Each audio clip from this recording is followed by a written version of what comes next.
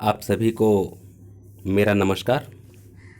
प्यारे बच्चों, आज हम लोग गिल्लू नामक जो पाठ है उसका प्रश्न अभ्यास, जो अनुच्छेद है, अनुच्छेद के नीचे जो प्रश्नोत्तर है उसके प्रश्नों का उत्तर और उसका रेखांकित अंशों की व्याख्या पढ़ेंगे। मैं आप लोगों को एक सजेशन देना चाहता हूँ कि मैं पाठ नहीं पढ़ा रहा हूँ। कारण ये कि पाठ पढ़ाने में ज़्यादा समय लगेगा और वो बहुत ज़रूरी भी नहीं है, क्योंकि पाठ से व्याख्या आता नहीं है। जो परीक्षा के लिए बेहद महत्वपूर्ण है वही काम मैं कर रहा हूँ कि जीवन परिचय आता है और गद्यांश के नीचे जो प्रश्नोत्तर होता है वो लिखने के लिए आता है। तो मेरा फोकस इसी दोनों पर है, इसी के लिए मैं वीडियो बना रहा हूँ। इसको उत्तर लिखने या फिर इसका रेखांकित अंश का व्याख्या समझने के लिए पाठ को पढ़ लें बुक से तो बहुत अच्छा होगा। आशा है कि आप लोग पाठ को स्वतः पढ़ लेंगे। उसके बाद जब ये मेरा वीडियो सुनेंगे तो बहुत कुछ क्लियर होता चला जाएगा और आप लगभग सभी प्रश्नों का उत्तर बहुत सुंदर ढंग से लिख सकते हैं। तो आइए देखिए, क है जो एक पैराग्राफ दिया हुआ है, इसके नीचे 3 प्रश्न दिया हुआ है। पहला प्रश्न है, उपर्युक्त गद्यांश का संदर्भ लिखिए। यहाँ देखिए, ये उपर्युक्त गद्यांश का संदर्भ लिखिए। तो इसके पहले के सभी वीडियो में आपको बता चुका हूँ कि संदर्भ बस जैसे आप लिखते हैं उसी तरह से लिख दीजिए, कहीं कोई दिक्कत नहीं है। जैसे प्रस्तुत गद्यखंड हमारे पाठ्यपुस्तक हिंदी गद्य के गिल्लू नामक पाठ से लिया गया है। इसकी लेखिका महादेवी वर्मा जी हैं। यह आपका संदर्भ हो जाएगा और यही तीनों पैराग्राफ में ये संदर्भ आपको लिखने के लिए होगा, तो उसको मैं नहीं पढ़ाऊंगा, आप उसी तरह लिख लेंगे। दूसरा है, रेखांकित अंशों की व्याख्या कीजिए। तो रेखांकित अंश मैं पढ़ रहा हूं, देखिए। सोनजूही में आज एक पीली कली लगी है। उसे देखकर अनायास ही उस छोटे जीव का स्मरण हो आया जो इस लता की सघन हरितिमा में छिपकर बैठता था और फिर मेरे निकट पहुंचते ही कंधे पर कूदकर मुझे चौंका देता था। तब मुझे कली की खोज थी, पर आज उस लघु प्राणी की खोज है। अगर आप पाठ पढ़े होंगे तो ये जान चुके होंगे कि इसमें गिल्लू यानी कि एक पालतू गिलहरी थी महादेव वर्मा जी का, लेखिका का, और उसी के जीवन के बारे में उसी का रेखा चित्र खींची हैं।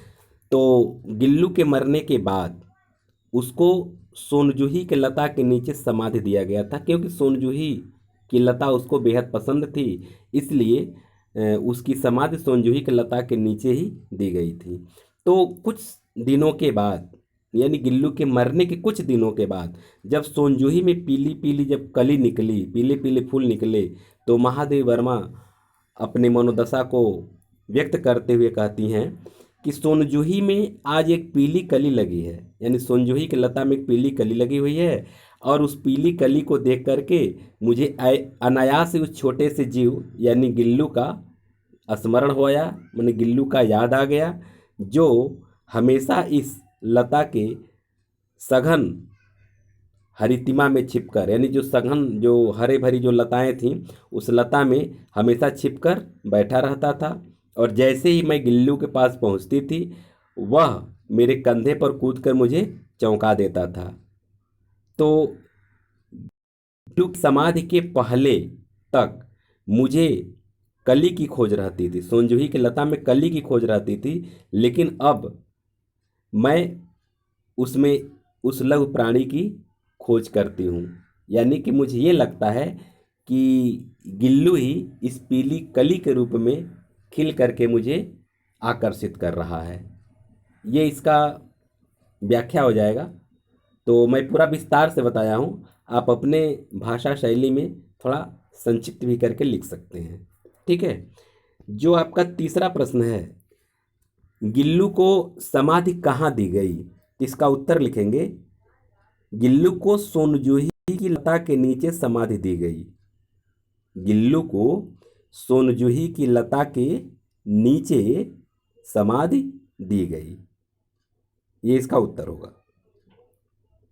ख देखिए, ख का जो पहला प्रश्न है, संदर्भ लिखना है, लिख लेंगे। रेखांकित अंशों की व्याख्या कीजिए। तो देखिए इसमें रेखांकित अंश क्या है, मैं पढ़ रहा हूँ। देखिए, मेरे पास बहुत से पशु पक्षी हैं और उनका मुझसे लगाव भी कम नहीं है, परंतु उनमें से किसी को मेरे साथ मेरे थाली में खाने की हिम्मत हुई है, ऐसा मुझे स्मरण नहीं आता।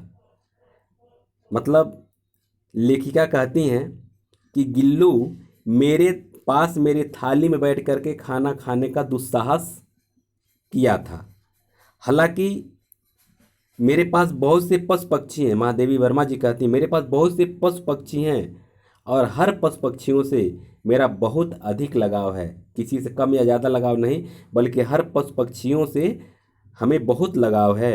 लेकिन कोई भी पशु या पक्षी मेरे थाली में बैठ करके या मेरे थाली के पास बैठ करके खाना खाया हो मुझे याद नहीं है। लेकिन गिल्लू इतना ढीठ था, इतना निर्भीक था, को मेरे कभी कभी तो मेरे थाली में बैठ कर खाना खाने का प्रयत्न करता था। बहुत मशक्क़त के बाद थाली के किनारे बाहर बैठा करके उसको मैंने खाना खिलाने के लिए सिखलाई। ये महादेवी वर्मा जी का कथन है। तो इस तरह से आप इसका व्याख्या लिख लेंगे। आप चाहे तो अपने भाषा शैली में बना करके लिख सकते हैं, लेकिन मूल भाव नहीं बदलना चाहिए। आइए अब इसका प्रश्नोत्तर देखते हैं। प्रश्नोत्तर है कि गिल्लू को क्या बेहद पसंद था।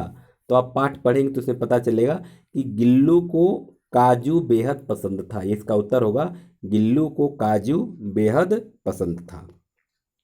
ग है, उपयुक्त संदर्भ गद्यांश का संदर्भ लिखना है तो लिख लेंगे। रेखांकित अंश देखिए, मैं पढ़ रहा हूँ।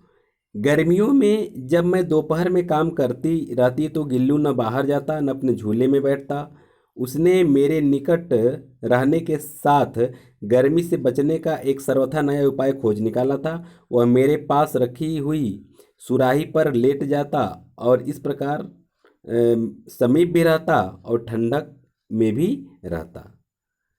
तो लेखिका कहती हैं कि जब गर्मी का मौसम होता था और मैं बाहर नहीं जाती थी, मैं घर में रह करके कोई कामकाज करती थी, तो उस दौरान गिल्लू बाहर नहीं जाता था और न ही अपने झूले में बैठता था।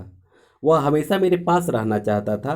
तो उसने हमारे पास रहने का और गर्मी से बचने का बहुत ही सुंदर एक तरीका खोज लिया था कि मेरे पास जो पानी से भरी हुई सुराही थी, उस सुराही के ऊपर गिल्लू लेट जाता था। इस तरह से उसे मेरी निकटता भी प्राप्त हो जाती थी और उसे ठंडक भी मिल जाता था। इस तरह से इसका व्याख्या आप लिख लेंगे। जो तीसरा प्रश्न है, गिल्लू गर्मी से बचने के लिए किस पर लेट जाता था। तो उत्तर इसी में क्लियर है कि गिल्लू गर्मी से बचने के लिए सुराही पर लेट जाता था। तो इस तरह से यह आपका व्याख्या कंप्लीट हुआ और गिल्लू नामक चैप्टर भी समाप्त होता है। अब इसके बाद हम लोग अगले चैप्टर का अध्ययन अगले वीडियो में करेंगे। आप लोग वीडियो को अब तक सुने, देखें। सभी लोगों को बहुत बहुत धन्यवाद।